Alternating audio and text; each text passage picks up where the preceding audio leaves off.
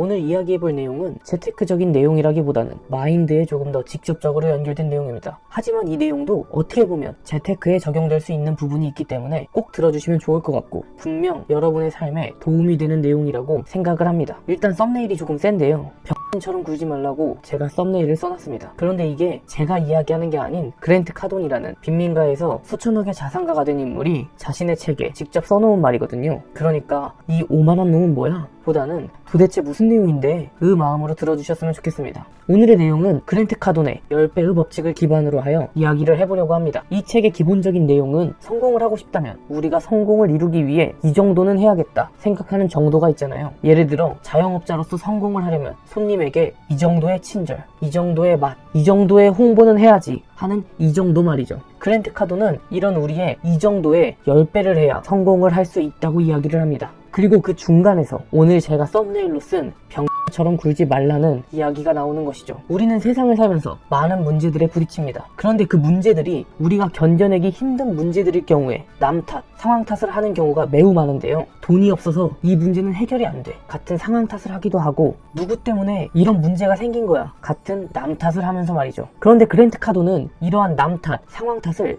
짓이라고 이야기를 합니다. 그 이유는 그렇게 남 탓, 상황 탓을 계속하면 그 문제에 대해서 책임을 지지 않아도 되는 것처럼 스스로를 세뇌하게 되고 그러면 그러한 문제들에 대한 해결 능력이 발전하지 않게 된다고 말합니다. 또한 남 탓, 상황 탓을 하는 사람은 문제에 대한 통제권을 남에게 넘겨주어 자신의 삶을 스스로 통제할 수 없다고 이야기를 하죠. 즉 모든 문제와 상황을 스스로의 탓으로 돌려야 책임을 지는 마음을 가지게 되어 문제 해결 능력이 올라가고 삶에 생기는 문제와 상황, 자신의 삶을 자기 스스로 통제할 수 있게 된다는 것입니다. 그리고 그것에 대한 예시를 들려주는데요. 여러분이 자동차를 타고 가고 있는데 후방에 있던 차가 여러분의 차를 들이받았습니다. 분명 뒷차의 잘못이죠. 그러나 그랜트 카돈은 그런 상황에서도 절대로 이런 일이 나에게 일어나다니 난 정말 불쌍해, 나는 피해자야 같은 생각을 하며 사람들에게 사연을 이야기하고 관심을 받으며 지지를 받고 싶어하는 생각은 정말 끔찍한 생각이라고 이야기를 해줍니다. 그런 생각을 할 바에는 차라리 스스로의 탓으로 돌려보며 책임을 지는 생각을 하라는 것이죠.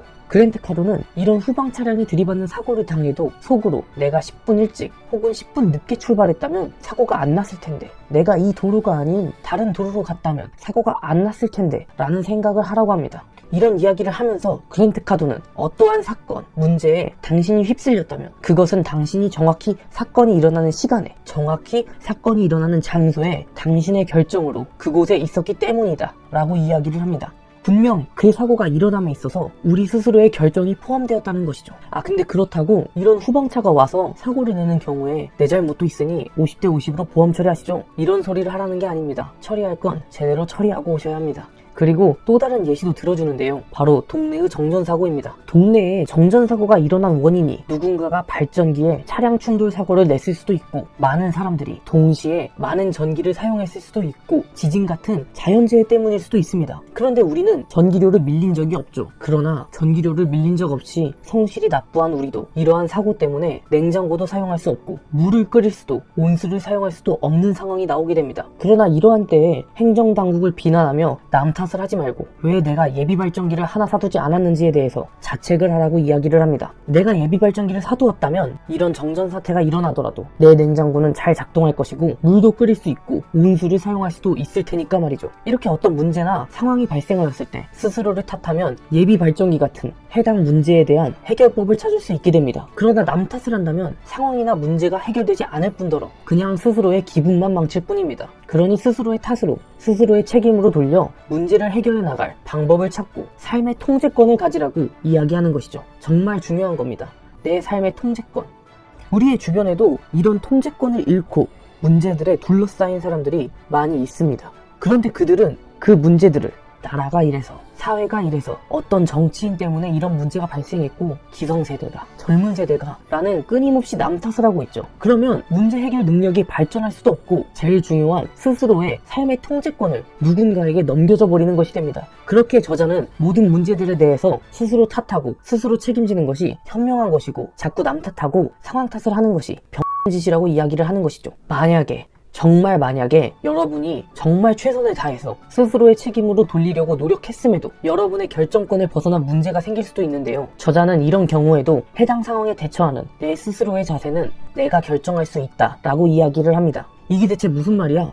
해당 상황에 대처하는 내 스스로의 자세는 내가 결정한다니? 라는 물음이 나오실 수 있습니다. 이 말은 빅터 프랭클 박사의 죽음의 수용소에서 라는 책을 함께 이야기하면 설명이 편할 것 같은데요. 빅터 프랭클 박사는 2차 세계대전 나치에게 잡혀 유대인 수용소에서 전쟁이 끝날 때까지 있었으며 가족과 친구를 수용소에서 잃었습니다. 이런 빅터 프랭클 박사는 해당 수용소에 있으면서 함께 밥 먹고 자고 같이 매맞던 사람들이 다음날 생체 실험실로 끌려가 돌아오지 않는 생활을 했었죠. 이러한 정신적, 육체적 최악의 상황에서도 부족한 빵을 옆에 사람에게 나눠주며 희망을 잃지 않는 사람들도 있었다고 이야기를 합니다. 그런 수용소에서의 삶을 보며 빅터 프랭클 박사는 이런 이야기를 합니다. 어떠한 극악의 상황과 환경도 인간에게서 뺏어갈 수 없는 마지막 자유가 있다. 그 자유는 바로 그 상황과 문제들을 대하는 인간의 태도, 자유의지이다. 우리나라의 독립운동가 분들도 해당되는 내용이라고 생각을 합니다. 지독한 고문과 목에 총칼을 겨누는 상황에서도 자신의 뜻을 굽히지 않는 자유의지는 그 누구도 뺏어갈 수가 없었죠. 그랜트 카도는 이러한 자유의지를 이야기한다고 생각을 합니다. 우리에게 전혀 결정권이 없었던 문제가 우리에게 닥치더라도 그 문제를 어떻게 받아들이냐는 우리의 자유의지에 달렸다고 말이죠. 여러분이 어떤 문제에 부딪혔을 때 세상 탓, 나라 탓, 특정 사람 탓을 한다고 해서 여러분의 문제가 해결되거나 나아지지 않습니다. 그리고 어떠한 문제에 부딪혔을 때 왜 나한테만 이런 문제가 발생하는 거야? 라며 절망하는 사람과 이 문제를 해결하면 나는 크게 발전할 수 있을 거야 라고 생각하는 사람은 분명 인생에서 차이가 벌어질 것입니다. 여러분도 이 사실을 분명 아실 거고요.